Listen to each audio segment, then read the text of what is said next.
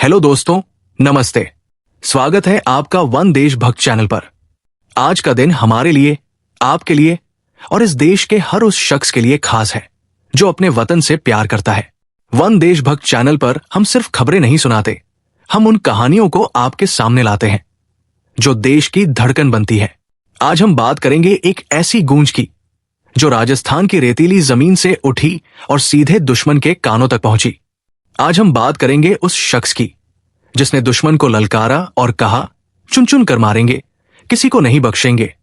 जी हां दोस्तों, आज की सबसे बड़ी खबर, प्रधानमंत्री नरेंद्र मोदी का राजस्थान का दौरा, ऑपरेशन सिंदूर की वो कहानी जो दुश्मन को घुटनों पर ले आई और देश के विकास की वो रफ्तार जो हर भारतीय के सीने को गर्व से भर देती है। तो तैयार है आप? बिना वक्त गवाए सीधे कूद पड़ते हैं आज की उन खबरों में जो आपके दिल में आग जला देंगी और दिमाग में सवाल खड़े कर देंगी। लेकिन उससे पहले एक छोटी सी गुजारिश, इस वीडियो को लाइक्स करें, अपने दोस्तों परिवार के साथ शेयर करें और वन देशभक्त चैनल को सब्सक्राइब करके बेल आइकन जरूर दबाएं। रोजाना ऐसी ही दमदार और जज्बाती खबरों के लिए हमारे साथ जुड़े रहें। जय हिंद, जय भारत। दोस्तों, ये खबरें कोई साधारण खबरें नहीं हैं।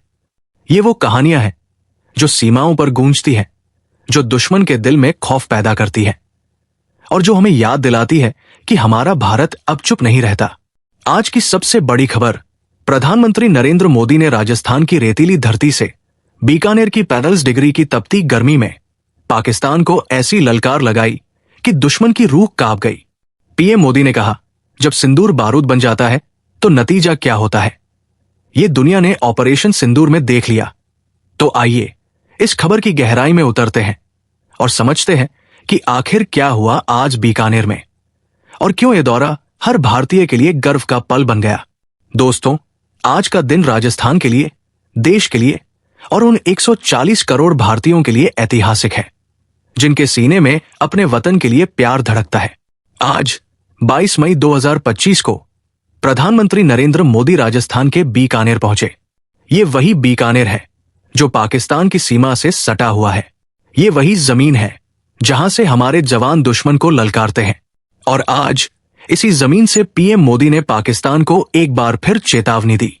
बीकानेर की तपती गर्मी जहां पारा 45 डिग्री को छू रहा था, वहां पीएम मोदी ने कहा, मेरा दिमाग ठंडा रहता है, लेकिन अगर ये गर्म हो जाए तो अंजाम बहुत बुरा होगा। मैं इतनी गर्मी में भी अपने दिमाग को ठंडा रखता हूं, लेकिन दुश्मन को बता दूं, जब भारत का दिमाग गर्म होता है तो नतीजा ऑपरेशन सिंदूर जैसा होता है। दोस्तों, ये शब्द सिर्फ शब्द नहीं है, ये उस भारत की हुंकार है जो अब चुप नहीं रहता। ये उस भारत की आवाज है जो अब चुन चुन कर हिसाब लेता है। ऑपरेशन सिंदूर की बात करें तो ये वो ऑपरेशन है जिसने पाकिस्तान को घुटनों पर ला दिया। 22 अप्रैल को जम्मू कश्मीर के पहलगाम में हुए आतंकी हमले में 26 निर्दोष पर्यटकों की जान चली गई थी। उस हमले के पीछे लश्कर-ए-तैयबा और जैश-ए-मोहम्मद जैसे पाकिस्तान समर्थित आतंकी संगठनों का हाथ था। लेकिन दोस्तों, भारत ने इस हमले का जवाब सिर्फ 22 मिनट में दे दिया। पीएम मोदी ने कहा, पहलगाम में गोलियां चली थी। उन गोलियों ने 140 करोड़ भारतीयों का सीना छलनी किया था, लेकिन हमने अपनी तीनों सेनाओं को खुली छूट दी और उन्होंने मिलकर ऐसा चक्रव्यूह रचा कि पाकिस्तान को घुटने टेकने पर मजबूर होना पड़ा। 22 मिनट में 9 सबसे बड़े आतंकी ठिकानों को तबाह कर दिया गया। देशनों के पालना में हुई जनसभा में पीएम मोदी ने पाकिस्तान को साफ ललकारा। उन्होंने कहा, जो सिंदूर मिटाने निकले थे उन्हें मिट्टी में मिला दिया गया। अब मां धरती का सेवक मोदी यहां सीना तान कर खड़ा है। मेरी नसों में अब लहू नहीं, गर्म सिंदूर बह रहा है। दोस्तों, ये शब्द सुनकर हर भारतीय का सीना गर्व से चौड़ा हो गया। लेकिन सवाल यह है, क्या ये ललकार पाकिस्तान को सबक सिखा पाएगी? क्या भारत का ये नया रौद्र रूप आतंकवाद को जड़ से खत्म कर देगा? कमेंट में अपनी राय जरूर बताएं, क्योंकि आपकी आवाज मायने रखती है। दोस्तों, बीकानेर के पालना में पीएम मोदी का भाषण सिर्फ एक भाषण नहीं था, ये एक संकल्प था, एक चेतावनी थी और एक वादा था। आइए उनके भाषण की 6 बड़ी बातों को समझते हैं। पाकिस्तान को घुटने टेकने पर मजबूर किया। पीएम मोदी ने कहा, पहलगाम में गोलियां चली थी, लेकिन उन गोलियों ने 140 करोड़ भारतीयों का सीना छलनी किया। हमने अपनी तीनों सेनाओं को खुली छूट दी और उन्होंने पाकिस्तान को घुटने टेकने पर मजबूर कर दिया। 22 मिनट में लिया बदला। 22 अप्रैल के हमले का जवाब हमने 22 मिनट में दे दिया। 9 सबसे बड़े आतंकी ठिकानों को तबाह कर दिया गया। दुनिया ने देख लिया कि जब सिंदूर बारूद बन जाता है तो नतीजा क्या होता है। आतंकवाद से निपटने के 3 सूत्र। पीएम ने आतंकवाद से निपटने के लिए 3 सूत्र बताए। अगर भारत पर आतंकी हमला हुआ तो करारा जवाब मिलेगा। समय, तरीका और शर्तें हमारी सेनाएं तय करेंगी। परमाणु बम की धमकियों से भारत डरने वाला नहीं है। आतंकी आकाओं और आतंक के सरपरस्तों को एक ही माना जाएगा। मेरी नसों में गर्म सिंदूर। अब मेरी नसों में लहू नहीं, गर्म सिंदूर बह रहा है। मैं भारत मां का सेवक हूं और यहां सीना तान कर खड़ा हूं। हर हमले की कीमत चुकाएगा पाकिस्तान। भारतीयों के खून से खेलना पाकिस्तान को महंगा पड़ेगा। हर आतंकी हमले की कीमत पाकिस्तान की सेना और अर्थव्यवस्था चुकाएगी। रहीम यार खान एयरबेस आईसीयू में। मैं बीकानेर केनाल एयरबेस पर उतरा। पाकिस्तान ने इसे निशाना बनाने की कोशिश की, लेकिन एक खरोंच भी नहीं लगा पाया। लेकिन यहां से कुछ दूरी पर पाकिस्तान का रहीम यार खान एयरबेस आईसीयू में पड़ा है, बीमार हो गया है। दोस्तों, इन 6 बातों से साफ है कि भारत अब वो भारत नहीं रहा जो चुप रहता था। ये नया भारत है जो घर में घुसकर मारता है, सीने पर प्रहार करता है और आतंक का फन कुचल देता है। सवाल आपके लिए, क्या पीएम मोदी की ये सख्ती आतंकवाद को खत्म कर पाएगी? क्या भारत को अब और सख्त कदम उठाने चाहिए? कमेंट में अपनी राय जरूर शेयर करें।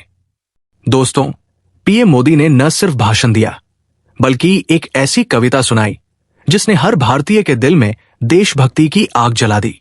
सुनिए उनकी कविता की कुछ पंक्तियां। जो सिंदूर मिटाने निकले थे उन्हें मिट्टी में मिलाया है।